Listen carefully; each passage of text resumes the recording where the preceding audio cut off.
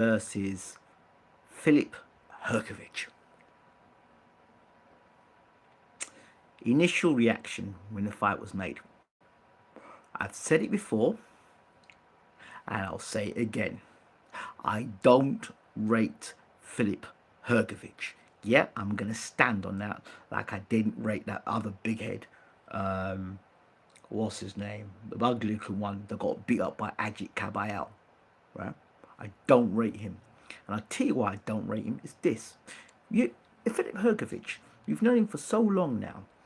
When you talk about Philip Hrgovic, and you say, oh yeah, he's the beast, he's this, he's that. When you talk about Philip Hrgovic, what comes to your mind? I'll tell you what comes to my mind. That Zile Zhang fight and the issues he had there.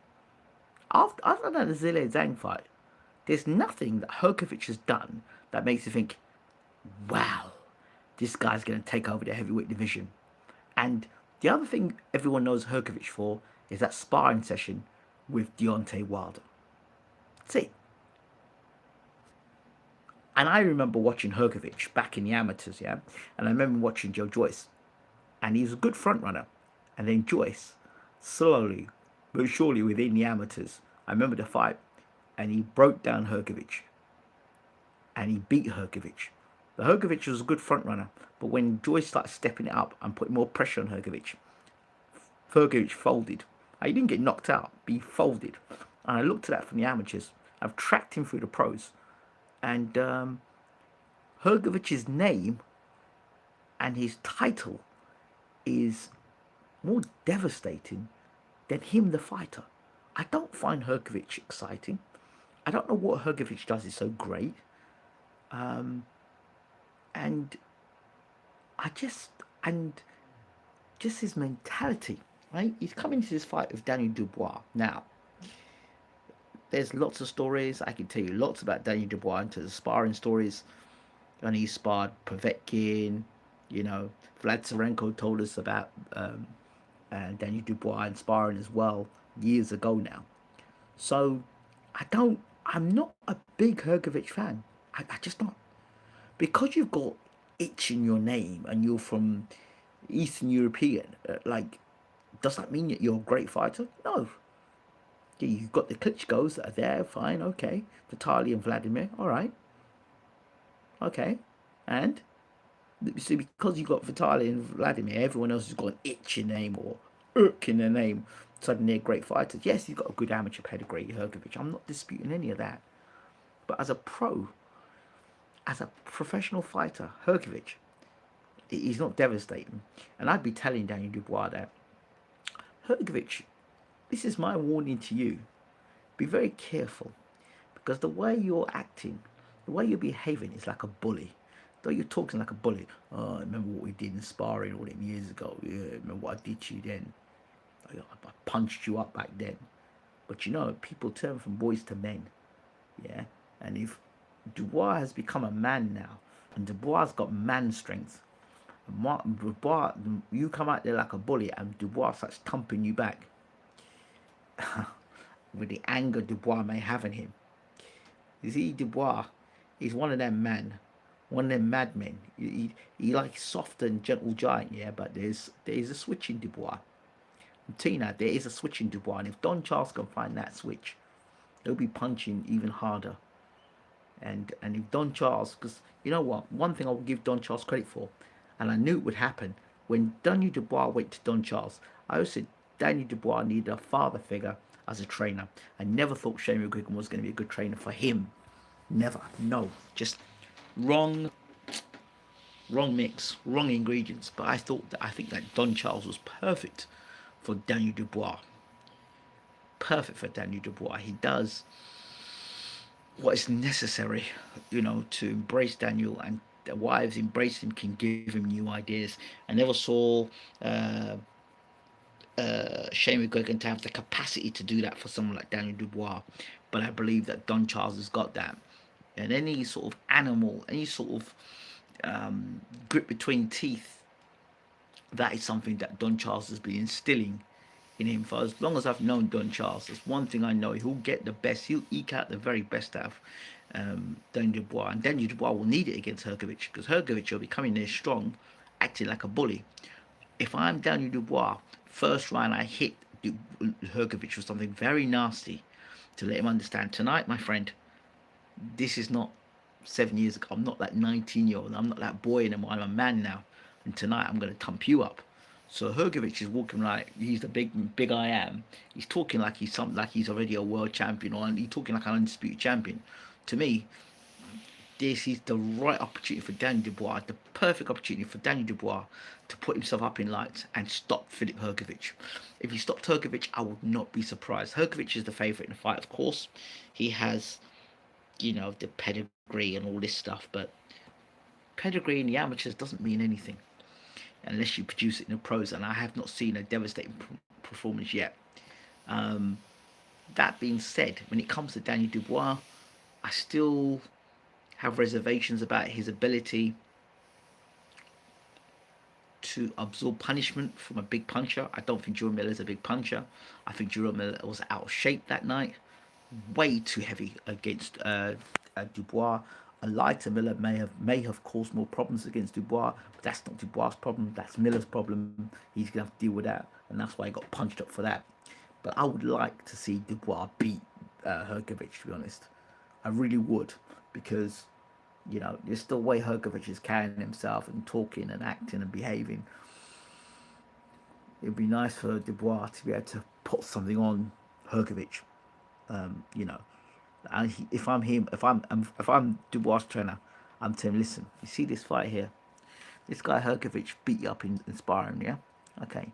Well, you save all that anger up inside you, and you put hands in him Saturday night, and unreservedly punch the living daylights out of him. You got to dig your feet into the canvas and let Hrgovic get it. And when you hit him with one shot, you got to make sure you hit him with twos and threes.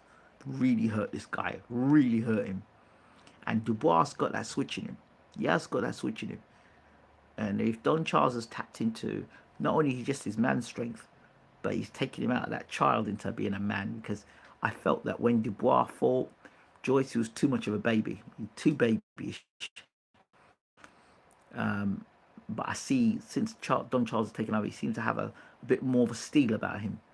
So that's what I'm seeing. So I tell Filip Hrgovic, be very careful against Daniel Dubois. Be very careful. The boy that you face in sparring is not the man you're facing now. I hope that Daniel Dubois comes out and he lets Hrgovic have it. If he doesn't let Hrgovic have it, if he has flashbacks at when he was boxing when he was 19 years old, it could be an early night for Daniel Dubois. He's got to make sure he doesn't get hit with too many powerful jabs. Because I saw that the two fights I saw Daniel Dubois brings concerns was the guy that came from cruiserweight that dropped Dubois. Him. That may have been a confidence thing with Dubois. That one that dropped Dubois. And the other fight, obviously after the Joyce fight, he fought Trevor Bryant. And people may not have spotted it, but I did. The fight didn't last long, but Trevor Bryant threw a jab. And if you look at when Trevor Bryant throws a jab at Daniel Dubois, it slightly buzzes him because he gets hit with the jab and he backs up. But Trevor Bryant didn't pick that up. He didn't pick it up at all. So, I don't have the greatest confidence in Daniel Dubois' chin, but that chin could also be due to a lack of confidence and not having the right training team around him. So it could be that. Yeah. And when I say confidence in chin is that, if you lack confidence, just the slightest issue becomes a major issue. But if you have confidence, the slightest issues, you look over it and you get on, you push on. And even when you've got a difficulty, because you've got confidence, you can push through that. But when you don't have confidence, you're in a dark place and more doubts start coming upon you. It's very easy for you to back out. But he has to put on. He has to remember what happened in the gym and remind Hrgovic that heavyweight championships of the world are not won in the gym, and they're not won in sparring. They're won on fight night when there's a belt on the line. So Hrgovic, yeah, he's got good boxing ability. Bores me, to be honest, but like I said, Daniel Dubois would do me a great favour if he could get rid of Filip Hrgovic, because I'm sick and tired of seeing him. I really am. Sick and tired of seeing him. Hrgovic needs to step up versus Ronnie Shields trainer. He should be one of the best heavyweights in the world. He should. He should be one of the best heavyweights in the world, but he's not. And because I just don't think Hrgovic is that good. I just don't think he's that good. He's never been a devastating fighter to me. So if he goes out and knocks down Dubois in a round, I may look again at the Hrgovic, but he's not that. He's not that man. He's not that man. He has the aura of that man. He has the behaviour of that man, but he's not that man. He's not that man. I don't know about Hrgovic and AJ. Let's see what Hrgovic does against Daniel Dubois. If Hrgovic was the man, yeah, why the hell would you be fighting flipping? What's that guy again? Mark Demori. What the hell are you doing fight Mark Demori for? No pride. I mean, let me leave there with Hrgovic. Not sold on Hrgovic. Let's see if he convinces me tomorrow night at 5v5 that if he's the man. Because he's not, for me, he's not the man. I would prefer Wilder Zhang winner against AJ. Yeah, that would make some sense there. I'd like to see that too, actually. But I don't think Eddie wants Wilder anywhere near Joshua. I really don't think he wants him anywhere near Joshua. I think Joshua wants Wilder anywhere near him, honestly. Why AJ not fighting on this card? Yeah, well, because AJ's an event, isn't he? He's got fighting in September. So maybe AJ's going to watch and see what happens now. And whoever loses, AJ may fight. Or whoever wins, AJ may fight. I think they're looking for AJ and Hrgovic in September. That's the plan. But we'll see. We'll see. All right, don't forget to rate, subscribe, leave your comments in the comment section as always. Who do you think is going to win and why? I've told you who I think and why. Why have I told you who I think? I'm going to go with the upset. I'm going to go with Dubois with the upset over Hrgovic. I'm going to say that Karma is a B and Retribution. I'm going with that. I'm going for the upset. Dubois to stop Hrgovic in the upset of the year. That's what I'm going for. Hrgovic is just carrying on and swagging and moving like a bully. I don't like seeing that. Don't like seeing it all. You know, that whole sparring story could be kept behind closed doors. Could have kept his mouth shut about that, but obviously he feels that that's his so far his claim to fame. Sparring stories, you know, him and Wilder and now him and Dubois. So I hope Dubois lands something. I hope Dubois knocks him out. I do. I really do. And that will be the end of the Hrgovic story. Overrated, too overrated. Good fighter, yes. But best in the world, nonsense. Nah, stop it. Stop it. I'm out. Take care.